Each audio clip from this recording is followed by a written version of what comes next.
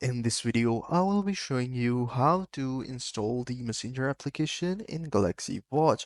For that, the process is very simple and easy. All you have to do is to follow the video till the end to get to know about it.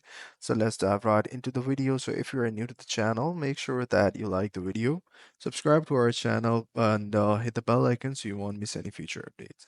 So let's dive right into it. So what you actually have to do is to follow this complete guide that I have made just for you guys so you don't have to waste your time.